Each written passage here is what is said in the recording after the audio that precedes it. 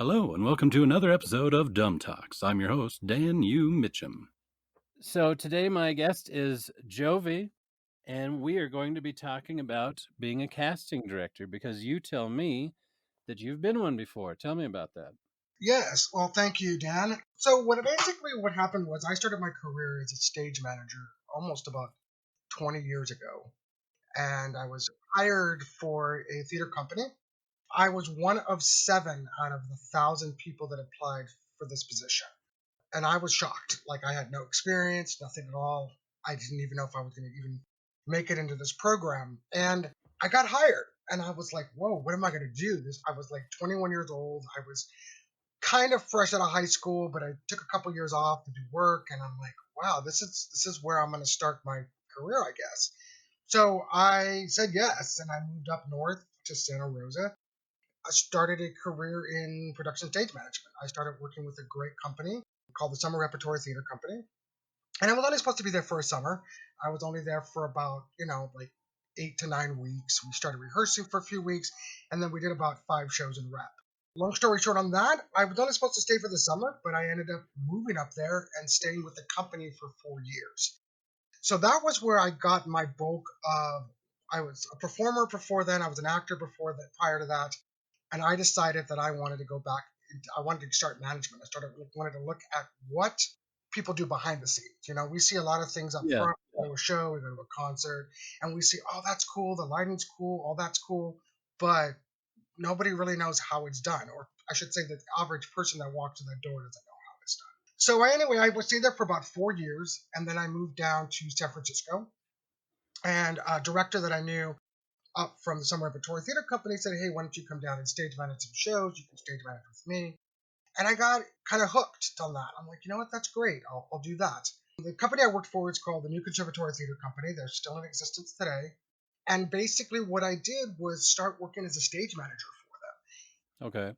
As a stage manager, I got to meet a lot of great people, a lot of people from the Bay Area, a lot of people from the Southern California area, and even all over the world. I even stage managed the world premiere of a Terrence McNally production, Oh. 2007, and that got me connected to New York. It got me connected to people I've worked with before. After that was done, I had stage managed a lot of their premieres. I started working with them in 2004. And I was doing stage management jobs here and there, being hired as like more of an on contract call. But they wanted to keep me. They knew they wanted me to. They kept offering me shows after I was in the middle of one show. Like, hey, you want to do the next show? You want to do the next show? I'm like, sure. Yeah. I just kept doing that for a while. Then I got hired on as a dual role as a house manager, still kind of stage managing. And then I found out that their casting director was leaving. And I just threw this out in the air to friends and even the managing director, the amazing Jackie Jordan. She's just amazing. She's no longer with the company, but she was a big mentor to me when I was there. Randomly one day, she walked into the office, she closed the door, and she said, "Hey, would you be interested in being our new casting director?" And I was like, whoa, what? She's like, yeah, would you Yeah. like to be our casting director? Our casting director's leaving, and we're looking for someone who is dedicated, who is committed, who is someone who wants to work in this field at some point, and we feel that it would be better to offer you the role. I said, let me think about it, and I let her walk out of the office, and I closed the door and I locked it kind of, and I kind of like scream, like No, yeah. when Annie in the movie, when Hannigan screams that they want to take little orphan Annie off their hands. And I went, whoa. I called my best friend. I said, hey, look, they just offered me the casting director role. And he's like, what? I'm shaking. Like, I don't know what to do. He's like, dude, take it, take it, take it. I waited for a day because at that time as well, I was like, oh, do I want to go back to school? I actually haven't finished my degree yet. What do I want to do? I walked in the next day and I looked at her in the eye in her office and I said, yeah, I'm going to say yes. And she's like, fantastic. I'll get you your contract. I'll get you everything and we'll go from there. So Yeah. I spent a good, I want to say 8 years with the company. As a casting director? From stage manager to the casting director. So my casting Okay. directing did with them, which was about three or so years with them. So I spent my last 3 years with the company as their casting director. I have to tell you, it was the best time of my life because it gave me an opportunity. I think that the education that I learned from stage managing and then ultimately directing and assistant directing with people throughout the years and producing gave me that opportunity to see how it's done. You know, a lot of people go right out of high school and go right into school and they train. But I Yeah. feel to do an actual justice to a job, you have to get that experience. You have to be sitting in other roles. And as a casting director, especially with me, I saw how directors and producers were eyeing certain performers, or how they thought a certain actor would be good for this role, or they would meet with a writer and go, hey, how about this actor, or how about this? And you start formulating an idea in your head on how to approach things. When I Yeah. first started with them, and my first project was very difficult because a lot of the creative team that was coming in wasn't around. They were doing other projects, and so they weren't around that much. So it was difficult to cast these roles, my first project, because no one was around to see who was there. So we had to do a lot of things by videotaping and stuff like that. And this was something that where videotaping submissions and stuff like that was kind of just getting started. So, you know, everybody just goes and sees people in person. That's just the way it's been. Yeah. We were passing about videos from the artistic director to the musical director and going, okay, who did you like? Who did you like? And I had to keep track of it. And I'm like, whoa, this is totally cool, but way busier than it needs to be. But we ultimately find a good cast after about a month of auditions. So there were about 1 week of set of general auditions, and then we had about another week of callbacks, and then we had a couple of 2 weeks of deliberations of who we wanted. And then about the last week, because what people also don't know is that when you make an offer, no matter what it is, it all has to be cohesive. It all has to be works together. And if you lose one actor for whatever reason that may be, you have to go back before you hire anybody else and look, oh, we lost so and so. Is that going to match with this person now? Do we have to go, in route B or whomever it may be? And Yeah. the last week was like that. We lost a performer who we wanted as our first choice, and we had to kind of switch it around. It was like getting everybody's headshots, putting them on a table, and playing memory and going, okay, well, now that person's out. Is that going to work with this person? Is that person going to look good with that person? And blah, blah, blah. So we finally got it. And after that itself, I had the opportunity to go, okay, I need to be even twice ahead of the game. If somebody's asking me for 15 people, they want to see 15 guys for a particular role or gals, I need to have 30 ready. Yeah. Any of these 15 could have a conflict, any of these 15 may not work out correctly, etc. And then this company actually likes to cast their shows months in advance because they want to get their actors on contract. They want to start rehearsals immediately. Remember, because this company does anywhere from 35 to 50 shows a year. Oh, wow. They're constantly in rehearsal or in rep with the show. There was 3 theaters in this particular venue. And so at any given time, something was happening, whether it was during the day, afternoon, or night. So I was constantly busy. So if I wasn't focusing on one show, I was on to the next. Yeah. The satisfying part about it is making good on the performers that we had, but also bringing in a new set of performers. For example, I was casting a show with the amazing Bay Area and LA director George McGuire. He's a mentor of mine. In fact, he was the one that brought me to this company. He invited me and said, "Hey, you should come work for this company." Yeah. I was working on a show for him as casting, so not stage managing this time around. I was at casting. And he literally praised me in the theater and says, Jovie, there were doubts because we didn't think you had this experience per se because you didn't come from that necessarily background. But man, you've outdone yourself with this role. And I said, thank you. And at that point, the artistic director was like, do whatever you want. He's like, just talk with me. You got it. And that moment was a good moment for me because he was able to trust me enough to go, okay, I'm bringing you in 45 people and all 45 are going to be good. And not only are they going to be good, we could probably use them somewhere else or kind of cast them in double roles, whatever it may be. Yeah. So yeah, I was there for about, like I said, 8 years. One of the challenges I would probably have to say in casting overall is trying to find, as I said earlier, the right person, but trying to find the person that's going to be right for the production, that's going to be right for the writer, the playwright, and someone that we're going to want to work with. There's been a lot of scrutiny in social media lately about certain movies that have been coming out, and people saying, "Well, that person's not right for the role, and that person's not right for the role, and I didn't like that person, and why is that person in that role?" I bite my tongue sometimes, but I want to kind of jump in and say, hey, look, there is a lot of factors into casting overall. There are times where you may have seen the right person for the role, and for whatever reason, timing doesn't work out.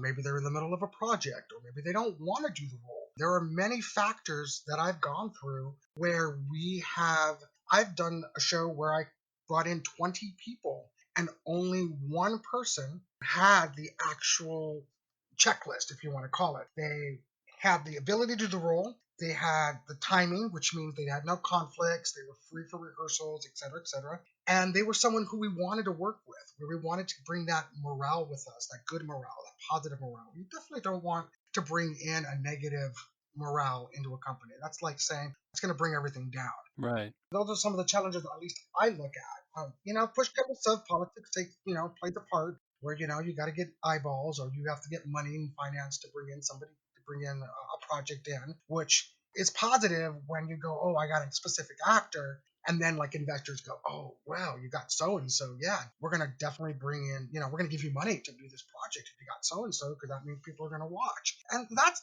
the tricky part. We try to get a very well-known commercial actress.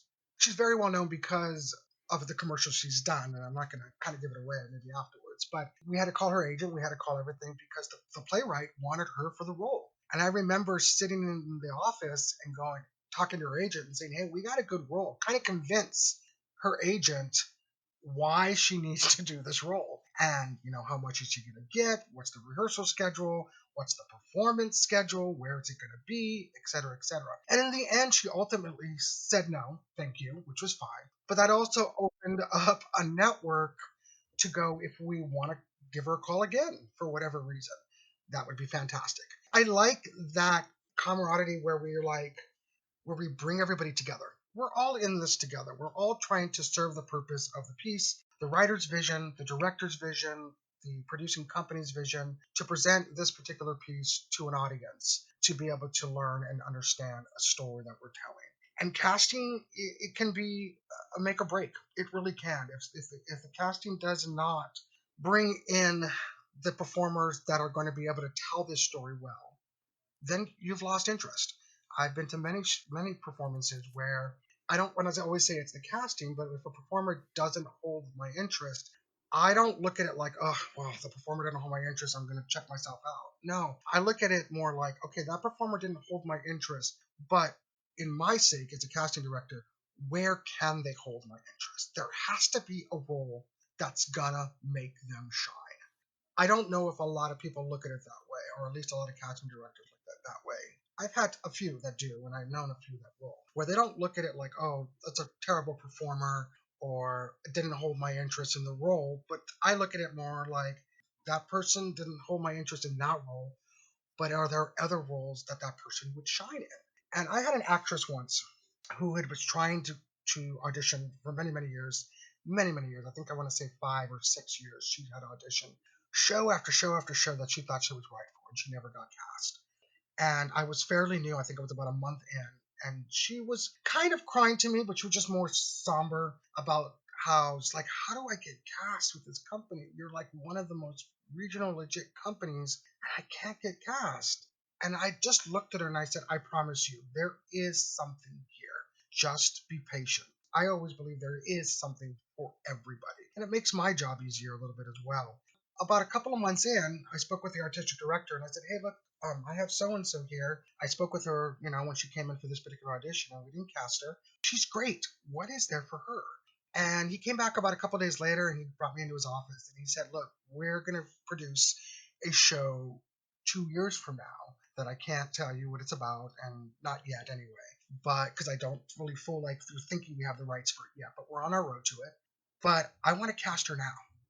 And I said, what? And he's like, yes, let's get her a contract. Let's just tell her we got something for her. We'll tell her what the role is, close. But she is fantastic. I already spoke with the potential director about it.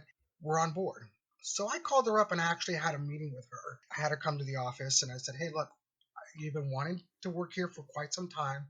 Could you fill your calendar in about a year and a half from now? And she's like, yes, yes, yes, yes. I said, we have a role that we potentially would like to, have you do. I'm only going to give you your material. So I only want to take a look at your material and you read it and tell me what you think. And then I can fill you in a little bit, little by little, of what the other lines are, so you can kind of get an idea of what the role will be. And she just read her part, and she just came back and said, "I'm in. I'm in. I don't care what it is. I'm in. Yeah. I've been trying to get into this company for 5 years. I'm in." And we signed her, and she walked away with the reviews. She was like, "Where?" The reviews were saying, "Where has this talent been? How come she hasn't been on the stage before?" SF Chronicle was giving it a rave, the overall production, especially her performance. And that's when, as for me as casting director, that's when I feel most gratified, where you finally get that opportunity to work with somebody and give them something to shine. I bring that with me every time I do some sort of a project, any project, is where is somebody going to shine? And I hadn't seen a lot of people say, "Sorry, next, you're not good." Where I'll be like, "Thank you very much. You're not right for this particular role. At least we don't see at this time. But I am going to hang on to your, headshot and resume." And I do. I hang on it, and I actually remember years from now who people are. And if they're interested, I'm going to call them. Well, and I love the casting directors and whatnot that will actually give you feedback, because it's something that you can learn from and change when you go back into that audition room again. So it's nice when you actually get feedback from people, as opposed to, "Thank you, we'll give you an email if we're interested," and then you never hear back. Right. The feedback that I actually would give, when I first started, I gave feedback a lot, but then I started to see it a little bit not useless, for lack of a better word, but more redundant. And the reason why is you can give feedback all you want, but every time you go into an audition room, it's going to be something different. Sure, we want your talent, we want what you do, but the feedback I'm going to see to be giving people, unless it's general feedback, unless you don't come in very professional or whatever it may be, but when you give performers certain feedback, they almost have to take it like a grain of salt. This is from my perspective, because you can, like I said, you can coming in for a role that you're not right for, but there's no necessarily reason to give you feedback of what you did wrong, because in some cases you didn't do anything wrong. You just weren't right specifically for this role. But it's my job to weave out that and go, okay, where are the strengths of this performer, where we can find something in this company to bring them part of the team, to bring them in as part of the team. And so instead of saying, "Hey, try to fix this because it wasn't right," I will give them feedback by saying, "This is what we saw that we felt that it didn't work, but we want to see something that maybe you didn't give us that does work. And what is that? And what can we use that as a performer? And where can we use that?" Which is the ideal example that I mentioned to you with that performer. She didn't do anything wrong. There was no real feedback to give her. She just was coming in for a role that wasn't there for her. And which is why I knew she had potential, and which is why I met with the artistic director and then met with the creative team and said, "Where can we put this actress? There has to be something for her. She didn't do anything wrong. She did everything great, because that's what she has to offer." When I've been on auditions before, I feel like you said, I have a lot of people who have gone with, "Thank you, we'll never hear from you again," instead of, "Thank you, that was great. It may not be perfect for us, but we'll get back to you because we may have something for you." Yeah. Feel like a lot of actors do get very scared and nervous because they go in there dreading that. They go in dreading, like, "Thanks, next." The old fashioned way you used to hear it, you used to see it. "Thanks, next, move on, next, next." It's just one of those things I don't foster. I take my time with my performers when I'm casting. All of the teams that I've ever worked with know that, because we find the more comfortable they are, the better performance we'll get out of them, whether it's going to be right for the show or not. But something that we'll also get is more raw and realistic. And I Yeah. think by showing that, it's positive for us to go, "Not right for this role, but man, was that performance great. Where can we use them?" Yeah. Let me ask you a couple things. One, how many times have you had the perfect person come in? They can walk the walk, they can talk the talk, but they just have a crummy attitude, and then it ends up not working out because you don't want to work with someone with that kind of an attitude? Yeah, I did have somebody who I cast, and every circumstance is different. I'm going to tell you that. Everything that we heard about the performer from feedback from other performances they've done, other creative teams have done, have been a joy to work with. And we had this particular person who was not really a joy to work with in our circumstance. Do we fault the performer? Not necessarily. Obviously, yes, that's kind of the reason why we're kind of doubting certain things, but we also learned that there was different situations in their personal life that were going on and their professional life that were going on that led to a personal outcry that wasn't happening in other performances, which is why we're like, this is a little different. I basically at the time, because I was also this production stage manager for this particular person, I sat down with the performer and said, hey, look, man, what's going on? Because we're concerned about you. I didn't come from a negative attitude. I didn't come from, why are you doing this? Why is this happening? Blah, blah, blah. I came from, look, if I can get down deep inside in this person for now, that they're willing to share, then we can adjust, or I can go back and say, hey, look, this person's going through this, guys. Let's try to help this person out. There had been a case where we had to replace a performer, actually the last minute. I think one of the most challenging moments wasn't an attitude situation, it was more attendance. And the director was a guest artist director, used to having punctuality, more concern and empathy for people. But at this point, we were about 3 hours prior to a investor's reading. This particular performer was constantly running late. Circumstances have happened, we understand. Finally, we were 3 hours before an investor reading. It was a very important reading after 2 months of rehearsal. The performer was late again, and the director says, I'm done. So the director looked at me, and I'm like, what do you mean you're done? And I had other things going on, but he looked at me and goes, I need a replacement now. And I'm like, we're like 3 hours away from performance. I didn't even think about it. In my head, I did. I was like, how are you going to do this? But my job in that moment was he wanted a replacement. I needed to get a replacement. So I called the performer and I said, I don't know what your situation is, but go ahead and stay where you're at. Don't need to come in. And we're going to move forward for today. And unfortunately, it went to voicemail, so the person didn't get the message. And I called somebody right away. And I said, look, I need somebody immediately. I need somebody by the hour so we can rehearse you, block you. Here's the pay, etc., etc. That person got there in 15 minutes. The original actor got there a little shortly after. I said, hey, look, I'm going to flat out be honest. We are going to use another actor for the performance today. Go ahead and go home. We're going to pay you for today, and then we're going to go ahead and talk about this later. I'll give you a call later this evening, or I'll give you a call tomorrow, and we can talk about what's going on. The original performer was gracious, very nice, understood.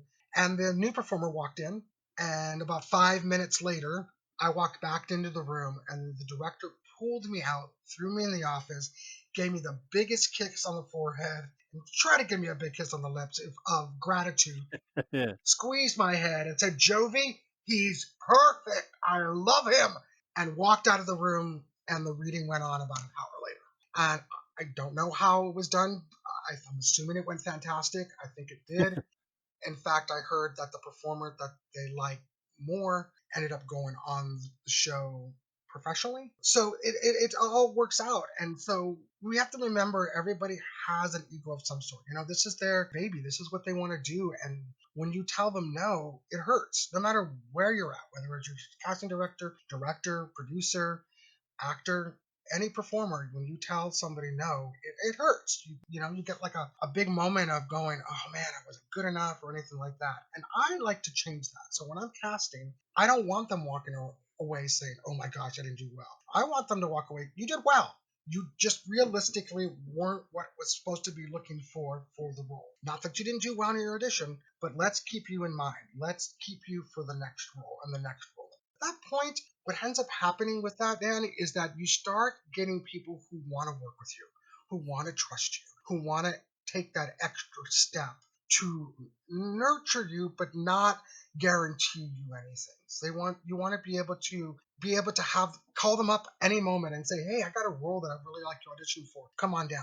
Yes. If you start getting people who go, no, no, no, then I feel like for my job, I haven't really done it correctly, because a lot of it is trust. And if a casting director can be trusted, and if a performer can be trusted, and you trust each other, you're more likely to get a lot more yeses to come through to audition for you than you are going to get no's. Now, you will get the no's because, for whatever reason, scheduling conflicts, like, oh, when does this go up? When does it happen? And they're going to be like, nah, man, I can't do it right now, but if something changes, let me know. But in terms of difficulties in performers, I've had a few, and I'm sure everybody has. But you have Oh, to yeah. just realistic and just be a little bit of empathetic and sympathetic at the same time, and just go, hey, you know what? This is what it is. Don't take it too hard. Let's just move on. Let's just keep going, and then we'll go from there. You're not still a casting director, right? Like, when did you leave that avenue? I stopped for that company in general, and I did cast a few shows outside on contract 2011. So it's been a while. It's been a while. So 2011, I left. Okay. I graduated in drama with my bachelor's degree. I took a couple years off, and then I got Universal, and then I became part of HR in Universal. So I've pretty much been there ever since. People have asked me. I've had a couple of people that's like, "Hey, you want to come help me do this show or whatever?" And I'll be an emeritus, and I'll sit in with somebody, but I won't. I haven't done anything in quite some time. I can tell because I know you from Universal. I didn't do any plays with you and everything. But as you're describing your typical day and stuff, I can see that come through Universal. You had a hand with hiring people and whatnot like that. So, I mean, do you see similarities with being a casting director versus being a person in charge of hiring at Universal? Yes. That was one of the reasons why I wanted to be part of HR, and specifically within the operational staffing department. It is a casting office, as I want to call it. It is. We are hiring for a particular role in a particular venue that requires particular skills. Flat out. That's how I look at it. Not everybody will, but that's how I look at it. It's true. I mean, they come, you may know, and your audience may not, but they see me first. They come through the doors, they see me first. I run the day to day operations of making sure that this talent, as we call them, the talent comes through. I kind of weed out the talent for the interviews for the roles that they're going to be interviewed for. Everyone is a performer, especially in this field of entertainment. We know the recruiters want to see enthusiasm, they want to see a performance. And so therefore, no matter what role they're coming in, the similarities are 100% the same. I give a lot of feedback to the recruiters saying, hey, this particular talent walked through the door. They have charisma, they have energy, they have determination, they have all of the things that are a lot of similarities to what we look for in a performer for a show. This is what we want in a performer, this is what we want in the talent to execute these particular skills in which we're looking for. So yes, there are a lot of similarities in the department I currently work for. And I bring my education and my skills to that. And just seeing people thrive in what makes them happy too. That's got to be the best thing. Just do what you love and hope that it explodes and you can just keep doing that the rest of your life. Yeah.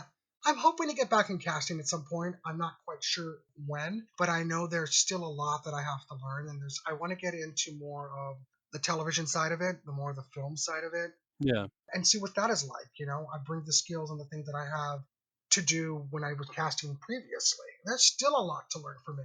And I'm going to be honest. I don't know it all, but I crave that to learn it, to know it, because I want to know what I can do it and what I can get out of it at the same time. Yeah, exactly. Well, cool. Well, thank you for chatting with me today on being a casting director and what all that entails. My pleasure. Thanks, Dan. It was a lot of fun. And that's Dumb Talks. Thanks again for listening. Be sure to subscribe at the bottom for future episodes. Who knows? Maybe I'll be talking with you next.